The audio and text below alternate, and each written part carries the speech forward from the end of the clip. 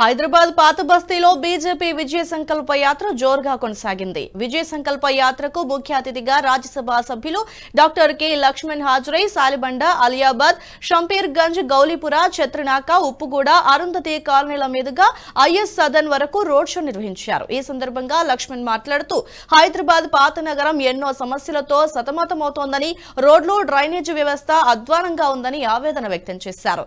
అసదుద్దీన్ ఓవైసీపై పాత బస్తీలో తీవ్ర వ్యతిరేకత ఉందని, వచ్చే పార్లమెంటు ఎన్నికల్లో హైదరాబాద్ సహా మెజార్టీ ఎంపీ స్థానాలను బీజేపీ కైవసం చేసుకుంటుందని ధీమా వ్యక్తం చేశారు.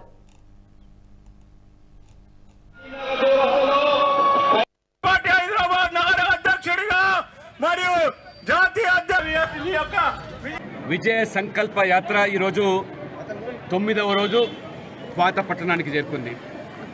మజ్లిస్ ఏ పాతపట్ట ప్రజలను మతం పేరు మీద రాజకీయాలు చేస్తున్నదో, ఇవాళ మజ్లిస్ పూర్తిగా ప్రజల మన్ననను కోల్పోయి ఈ యాత్రకు బ్రహ్మాండమైనటువంటి ఇవాళ స్వాగతం పలుకుతున్నాం.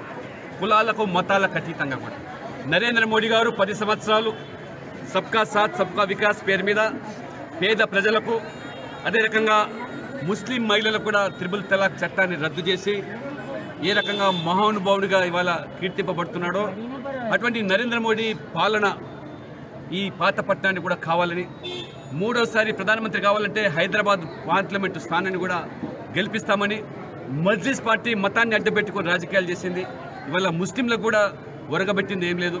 వందల వేల కోట్లకు మజ్లిస్ నాయకులు పడగలిగారు. కానీ పేద ప్రజలకు ఇవాళ ఉపయోగపడేటువంటి మెట్రో రైలును ఈ వీడియో మీకు నచ్చినట్టయితే లైక్ చేయండి, 10 మందికి షేర్ చేయండి. అలాగే కామెంట్ల రూపంలో మీ అభిప్రాయాలను మాతో పంచుకోండి. Nationalist hub group of channels ను సబ్స్క్రైబ్ చేసుకుని తెలుగునాట జాతీయవాద జర్నలిజాన్ని ప్రోత్సహించండి. ఈ వీడియో కింద ఉన్న బెల్ ఐకాన్ పై క్లిక్ చేయడం మర్చిపోవద్దు.